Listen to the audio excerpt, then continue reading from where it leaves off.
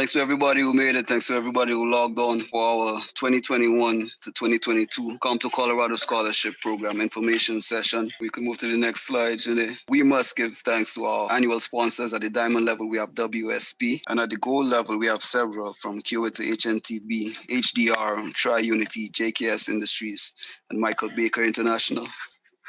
Props to our silver level sponsors. I got to shout out Shrewsbury. I'm an employee at Shrewsbury.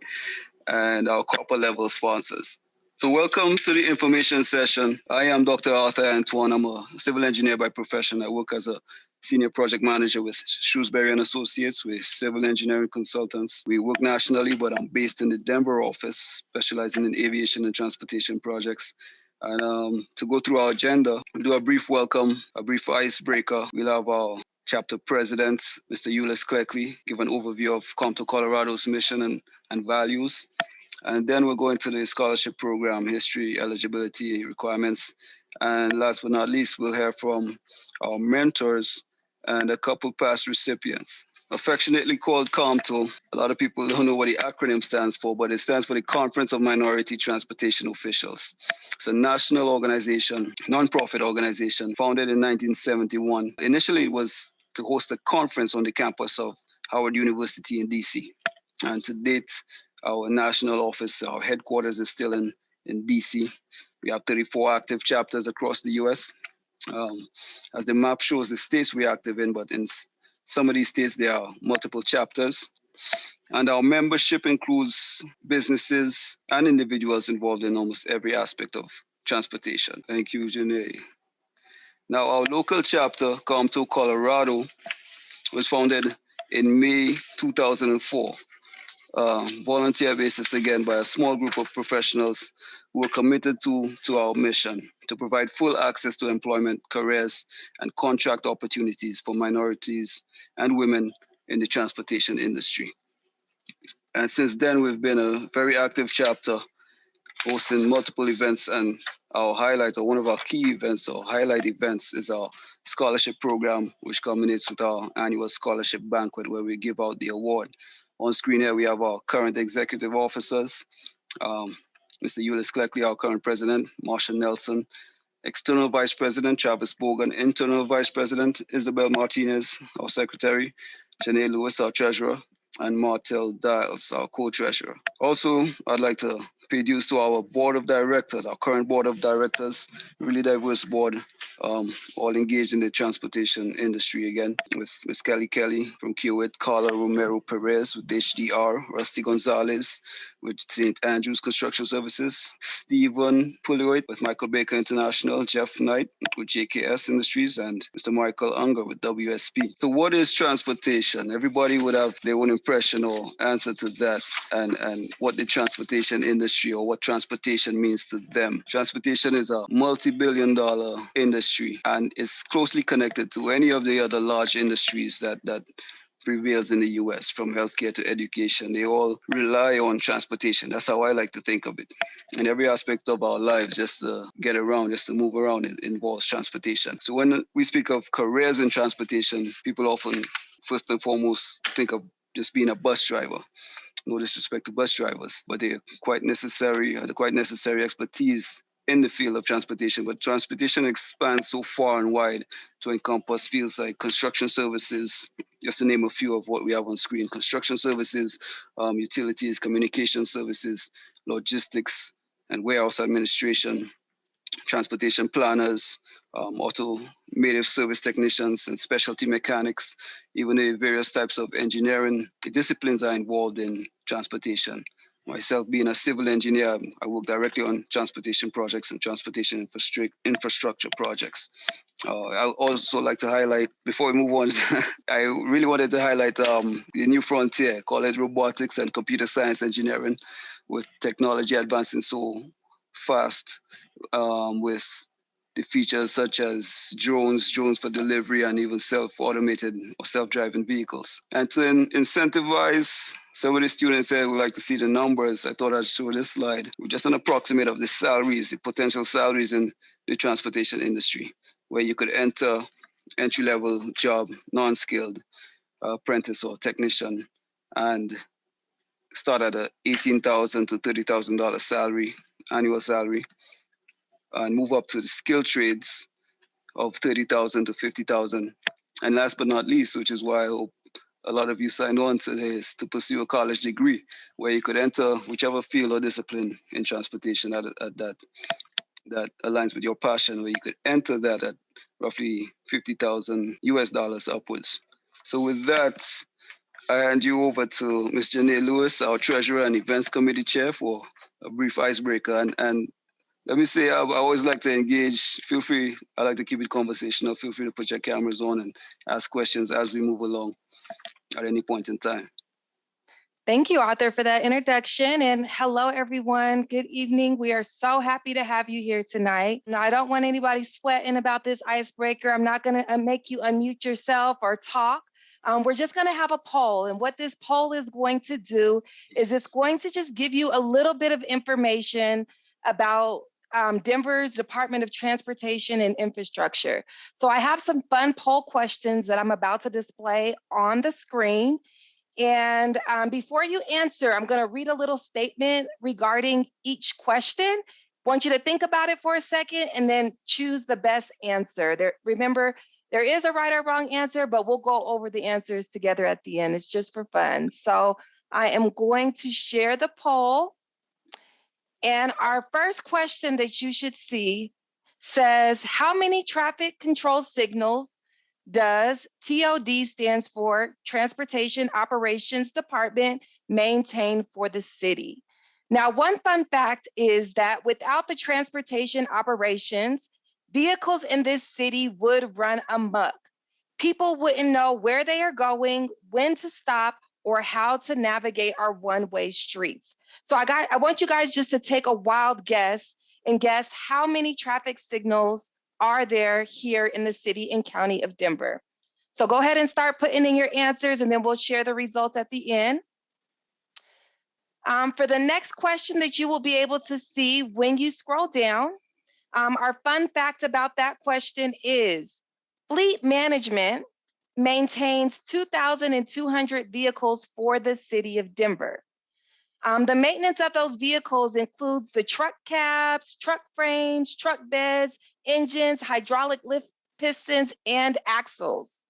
So the question for number 2 is, how many pieces of equipment does fleet maintain, order, and replace?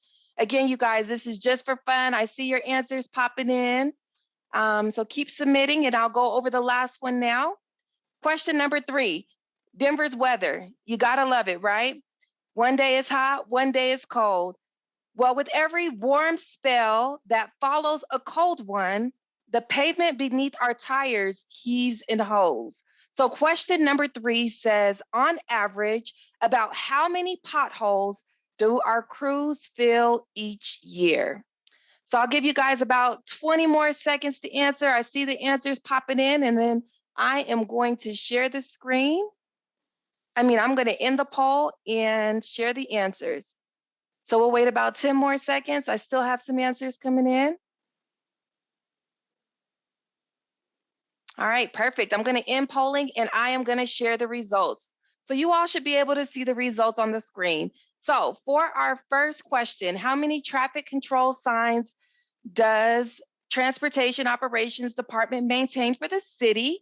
And most people said letter B, which was 750,000. And that is actually not the correct answer. The correct answer is going to be 500,000 traffic control signals for the city and county of Denver. All right, our next question says, how many pieces of equipment does fleet maintain, order, and replace?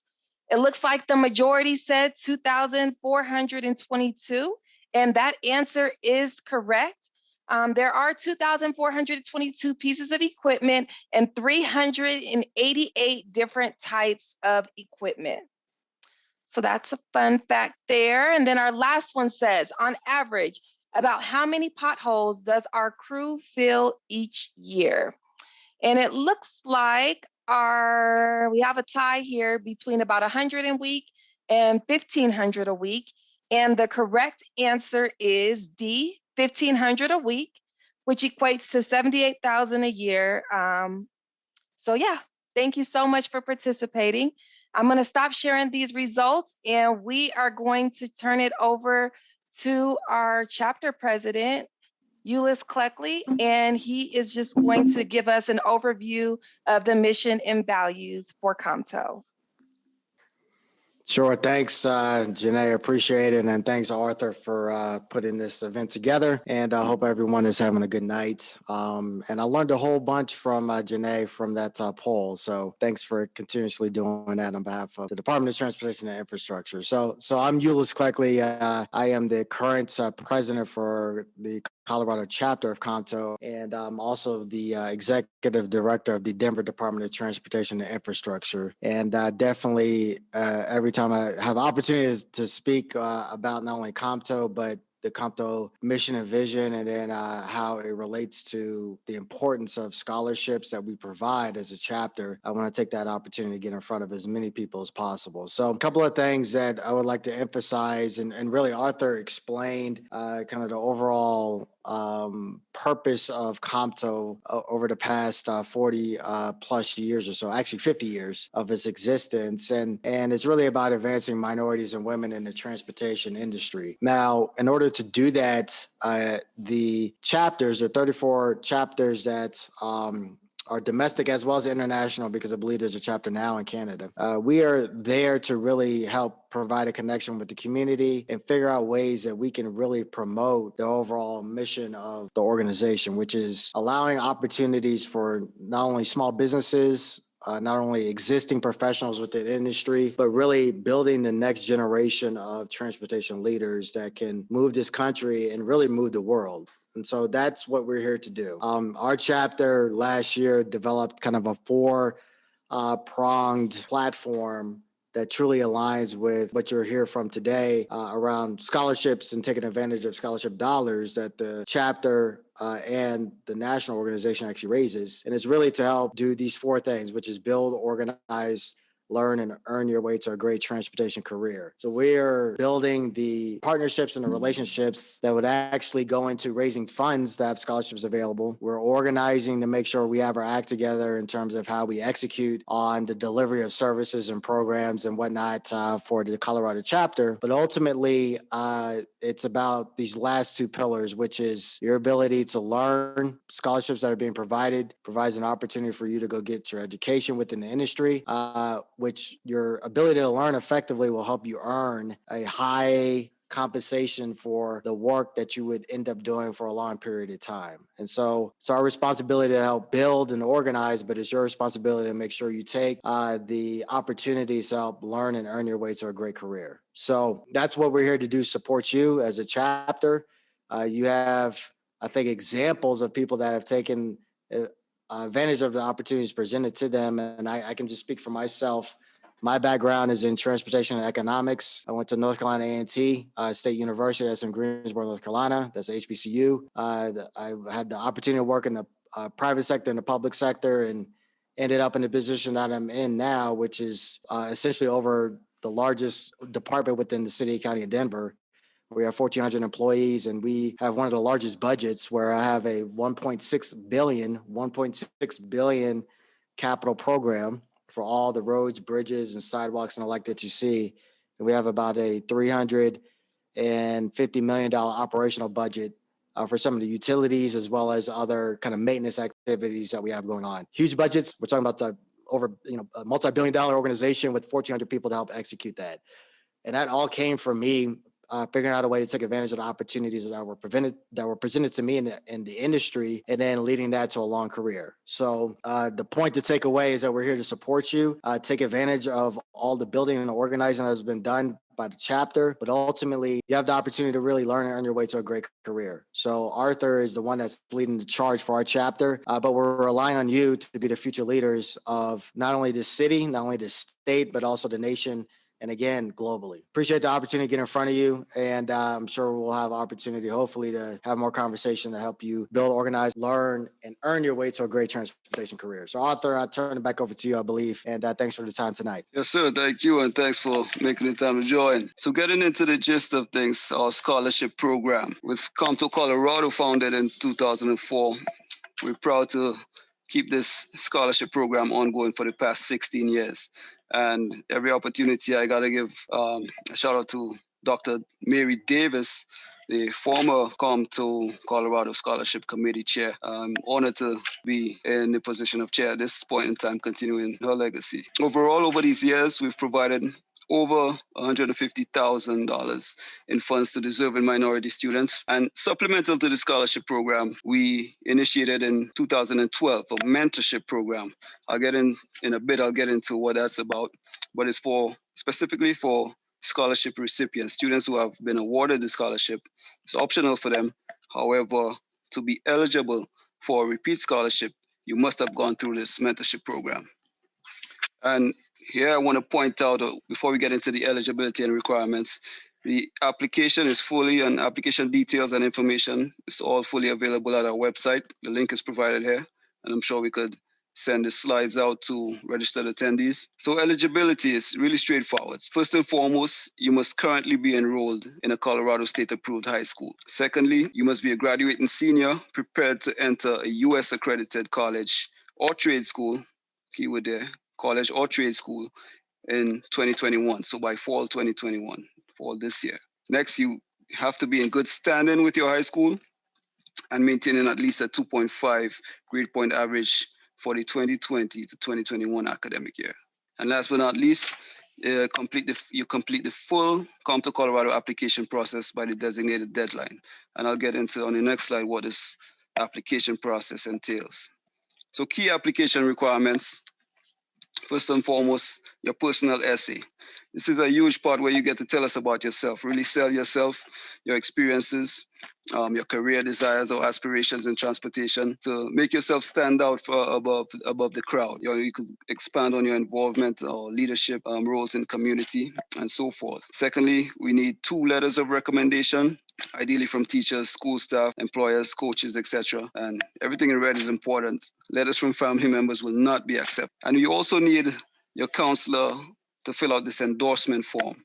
And you should note that if your counselor already provided a recommendation letter, you'll need a different counselor, if possible, to provide this endorsement form. And of course, the key point there, the application deadline is coming up in about roughly 2 weeks, roughly 3 weeks, by the end of March 31st. So the selection process, I wanted to touch on this if you aspire to apply and really pay.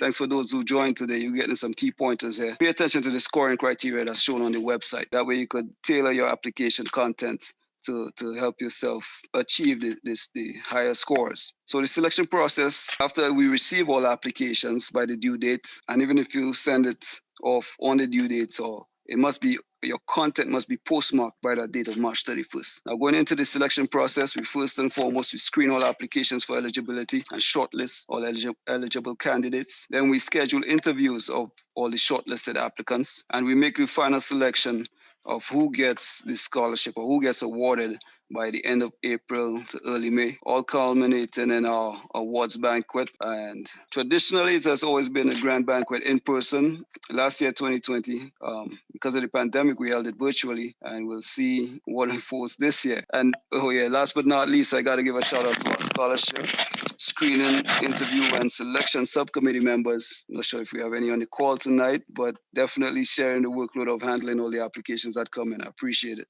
And to speak to the mentorship program, really it's just a series of objective-oriented workshops that are held quarterly through the academic year. We really used to strive to do it in person again in the past, but moving forward, we may look at a virtual format, completely virtual format, especially for the benefit of recipients who might go to out-of-state colleges. And it is optional. If you get awarded a scholarship, your entry into the mentorship program is optional. But if you feel like you went to college and you want to apply for a scholarship in the following academic year, you must have gone through this mentorship program. And the workshops is just 4 workshops: the goal setting and tracking, leadership and character, etiquette, image management, that takes up social media images and communication, and networking and resources. The topics there really speak for themselves. Going into our highlight for tonight, I want to introduce first and foremost our past mentor, Ms. Maxine Pryor, President and CEO of Max Impact Group and a former COMTO Colorado chapter president. Grateful for you joining tonight,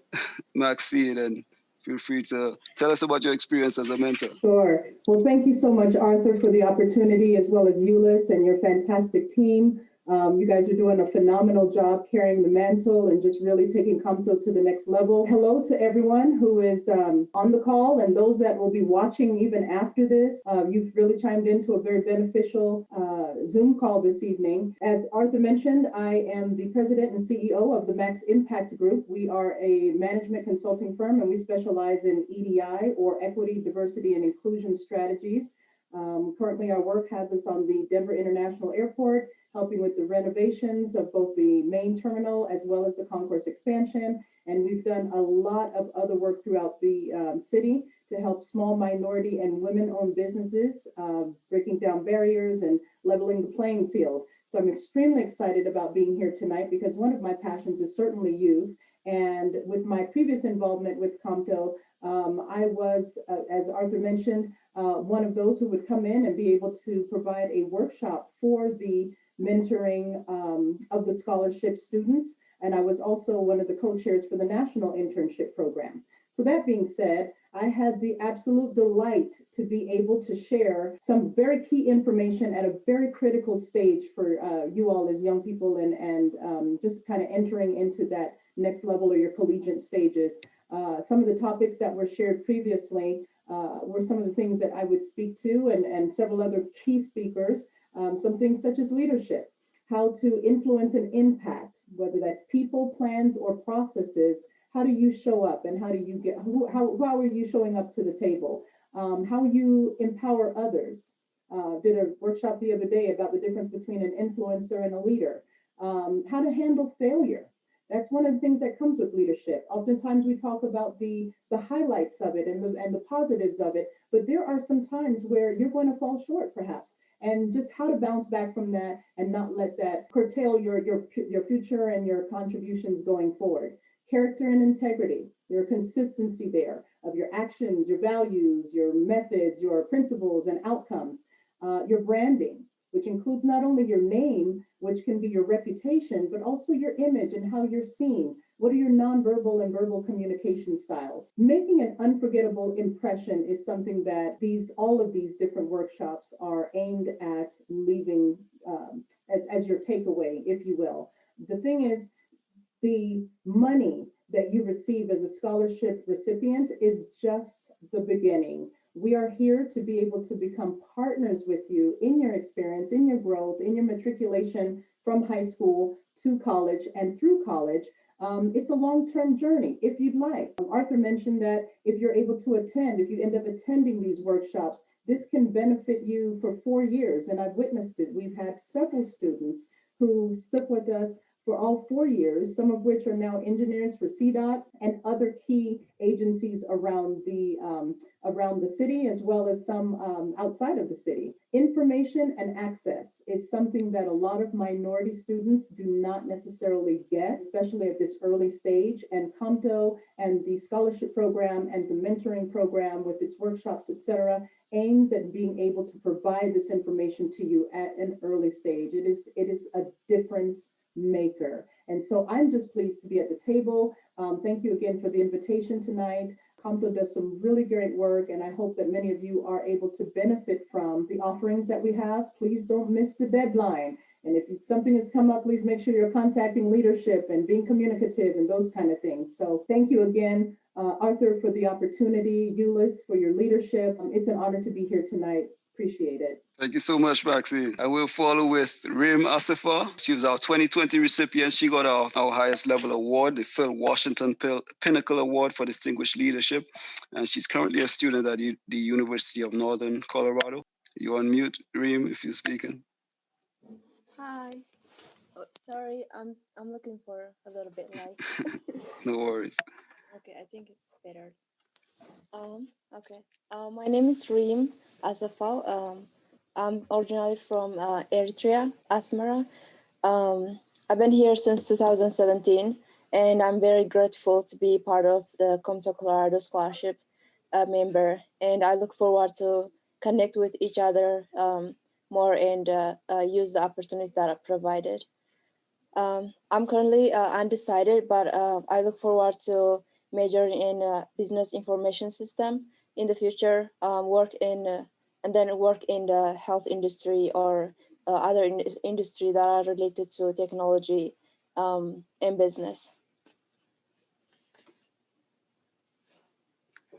Thank you for sharing, Reem, and thanks for joining tonight. Of course, thank you. And we'll move on to next slide, please, Janae. Yes, Miss Kelly, another one of our mentors, and she currently is the Business Development and Strategy Director for the Aviation and Transit sector with Kiewit. Thanks for joining, Kelly. Thank you for having me. And I will tell you, those two ladies are a tough act to follow. So I should have done a little thinking, a little persuading when I looked at the agenda. So yeah, again, thanks for having me. And as Arthur mentioned, I currently work for Kiewit in business development, yet another way to create a career in transportation is being involved in the development of projects and in the engagement of communities. And I've been involved with COMTO for over 10 years. I don't know exactly how many, and I don't know that I care to calculate it and date myself, but I've recently had the pleasure of joining the board and have for many years participated as a mentor, and in fact have the distinct honor of having helped be a part of the development of the program. And I'll tell you that in an effort to not repeat everything that Maxine said, because we should have compared notes, but we developed the mentorship program because, like Maxine mentioned, financial support is only one aspect of how COMTO can support our students as they pursue careers in industry. We find that critical to that journey is access to information and access to key individuals that can offer information, insight, connections, relationships that are beneficial in your growth as a student and as a young professional, and in your connections as you're looking to pursue those job opportunities. And so that's exactly what the mentorship program was put together for. You've seen some of the topics, and Maxine did a great job of highlighting the importance of those topics. I've had the pleasure of delivering a number of those workshops myself, and I tell you, it's one of the most gratifying experiences of the year. I really look forward to mentorship season, mentoring season, when I get an opportunity to interact with our students and check in and provide support as they're making it through their journey, their collegiate journey, and transitioning into the workforce. So anything I can do to be a part of that and support it is definitely a pleasure and an honor. I think the only other thing I would say is, again, this is an exciting time in your journey as you're pursuing collegiate studies and seeking support and starting to pinpoint a career direction. And so the opportunity to engage with industry professionals and to acquire a skill set aside from the technical and academic aspects is truly a high value, and one that I would encourage anyone considering this scholarship application, which I hope you are, and pursuing a career that they would take advantage of that. So thank you, and good luck to all who are seeking consideration. Thank you so much, Kelly. Audio still clear? Okay, and last but not least, we have a guy who has too many titles for this slide. Victor Gonzalez, thanks so much for joining. He's currently a student at CU Boulder, and his accolades include Designers Without Boundaries, Executive Chair, American Institute of Architecture Students, Vice President in the Environmental Design Program at CU Boulder. Take it away, Victor. Hello, everyone. Again, thank you for having me. So again, my name is Victor Gonzalez. I'm born and raised from Colorado Springs, Colorado. My family is from Sinaloa, Mexico, so I'm first generation college student. Just thinking back and reflecting on my experience with COMTO, so long ago, 2017 from high school. And I remember one of the initial motives in applying was just seeing the demographics of the actual recipients that came the year before me. And I think that was just a really good sign of like encouraging me to apply. It was a lot different from what other recipients looked like when I was searching and finding my way through different scholarships. So just thinking of that, it's come a long way. And during that journey, I've just developed such a strong support system and group with COMTO Colorado, and the different people have just been really supportive of the entire journey. So I've just been able to really focus in on my education and really see where my interests are with design. And right now it says that I'm in the program of environmental design, but I'm also emphasizing on architecture. So my interests are currently with using design as a social activism mechanism. So trying to find a way to incorporate that with design and architecture as a whole. But I would just say being that repeat scholarship, I've been able to see my growth whenever I would reapply and just like see the new goals and ambitions that I had, which is really interesting and cool to see because I really tried to lay out the ground as much as possible. But yeah, I would just say that the experience has just been wonderful to say the least, and I can't thank Colorado COMTO enough. Thank you so much, Victor. Okay, so I wanted to list the collective benefits, and you've heard our past recipients, a couple of our past recipients speak to it, and also our mentors. It's really an opportunity to connect and propel yourself forward in your prospective career or profession. If you're a prospective applicant, it builds on our soft skills, develop supportive professional relationships. You get the exposure to professional environments. Networking is key in terms of finding potential career opportunities and just having professional contacts, whether it's references or point you to the next new job or opportunity. So we definitely implore prospective applicants to get their application done in time. Last but not least, of course, we always invite our past recipients to our events, and you were there being free. So with that, we could go into our question and answer session. And I should mention the session is being recorded. So we'll definitely post to our social media and possibly our website. So the information will be here and available for prospective applicants, and feel free to direct anyone you know who may be interested to the content.